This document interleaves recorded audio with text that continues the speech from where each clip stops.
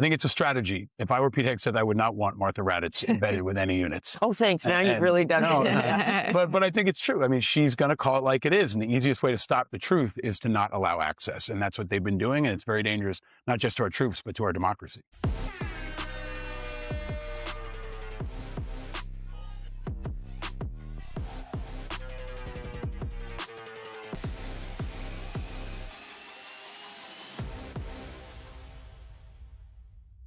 They possibly can, but I think they want to leave politics out of it, and they have to just tune out that noise. They volunteered to serve our country. That is the single job that they want to do, and they want to do it well for all of us. Do you think they want to tune out General Milley? I do. I think they want to tune out anybody out of Washington, and it's an honor to be here with Martha. And you, Paul. We're old friends. She's a legend, and we're old friends in part because she is so revered and respected across the community. And only Martha could write a book like this because they trust her, because she has integrity, because she's independent, because she stands for all the things that our military stands for. And she's in very rare air. That's why people are so candid with her in this book. And this is the kind of book we need because it celebrates our values, our shared values. And I think that's what people in the military want most of all, is people who respect and share and honor those values. And what we've seen out of this administration is crossing lines that have never been crossed before. No matter how you feel about Pete Hegseth, everything he said this weekend was wrong. It was out of bounds. Just, you don't do that there.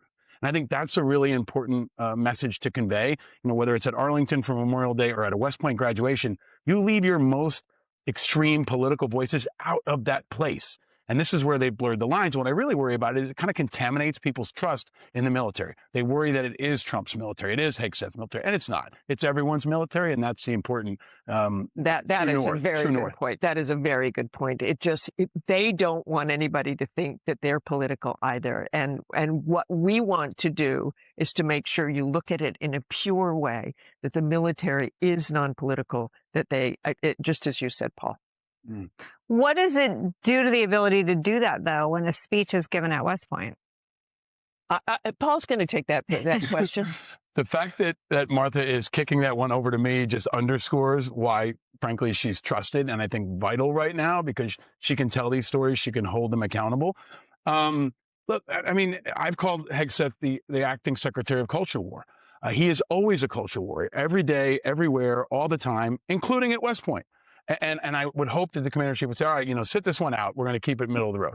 But they don't. I mean, this is an opportunity for them to expand the culture war, to elevate Hegseth, to turn it up to 10 instead of turning it down. And I think the downside is that it's driving people away from the military. Even if you agree with their kind of politics, you probably don't want politics invoked into every single thing. And that's what's continuing to happen. Nicole, can I tell you one culture war story? Sure. And, I've been around a long time and I covered women getting into combat.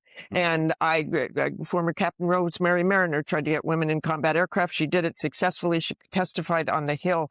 And I remember covering fighter pilots and we go through this too. What's it like to be a woman? And so I'm asking that question to this female fighter pilot. She's like, everybody's great. I thought, oh yeah, well, let me ask the guys. And they're like, I don't even think about it. I just don't think about it. And I don't think they think about it in general. The majority of people there who I talk to just don't think about it. They don't, it doesn't bother them in many ways. Absolutely. There are some loud voices out there who say, wait, we can't have these people or those people in here. But if they do the job and they do the job well, they just forget about it. Yeah. I want to ask you more about that and what's going on, and what it's like to cover the Pentagon in this moment. We have to sneak in a quick break. We'll be right back on the other side. We're back with Martha and Paul. So, Martha, Paul describes you accurately, and I've observed and respected your coverage as a colleague at ABC and as a subject. Yeah. Oh, it was so nice. But as a subject, I mean, I worked in the administration, and to Paul's point, you are trusted and you have unprecedented and almost singular access to the people making decisions, as well as the men and women affected by them and their families. What is it like covering the Pentagon right now with unprecedented restrictions on press access? It's much more difficult. I obviously have people that I can still talk to from building trust over years, but can't really get into the building. And the thing that I think is really too bad is that we have not been out there to see anyone involved in this war. We have 50,000 troops out there. You haven't seen any reporters on a ship. You haven't seen any reporters on a base. I understand and I respect that it's difficult to get us out there in the middle of a conflict, but it has almost always happened before. And it's not just embedding with the troops. I talked about that, and that has been a big thing in my life, to actually see them and go out with them and report on them. But it's really important for Americans to know why we go to war. I mean, I'm proud of our coverage in Iraq and Afghanistan because we could point out things that were going well and that were definitely not going well. And to see it with your own eyes, to smell it and live it, there's just nothing that replaces that. So I think until we really get out there and see it ourselves for as long as possible, I've been told maybe that will happen.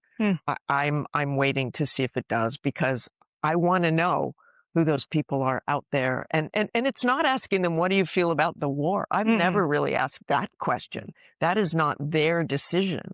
But to see what they're doing and how they think things are going, and to see for yourself, is really important.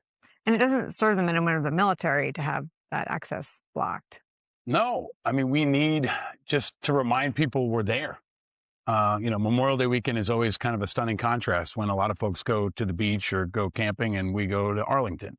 And that's part of how you build trust with folks like Martha. You know who's there every year, who's covering it every year, and who you can trust as an embed. I think it's a strategy. If I were Pete Hegseth, I would not want Martha Raddatz embedded with any units. Oh, thanks. Now you've really done it. But I think it's true. I mean, she's going to call it like it is. And the easiest way to stop the truth is to not allow access. And that's what they've been doing. And it's very dangerous, not just to our troops, but to our democracy. Thank you both for being here together. You guys need a podcast together. She'll be on mine tomorrow. Amazing. Yes. Thank you both for being here. Archipelago, he tells me the left and right are dreams for those without a clue. And when you wake, it's time to grow. And it's not cool to believe in school, but if I can say one thing, I've seen the children of the revolution and the good trouble they can bring. He says the red and blue identity, independent is an attitude. An island in the sea of rhetoric, and archipelago, he tells me the left and right are dreams for those without a clue. And when you wait, it's time to grow. Powered by Righteous Media.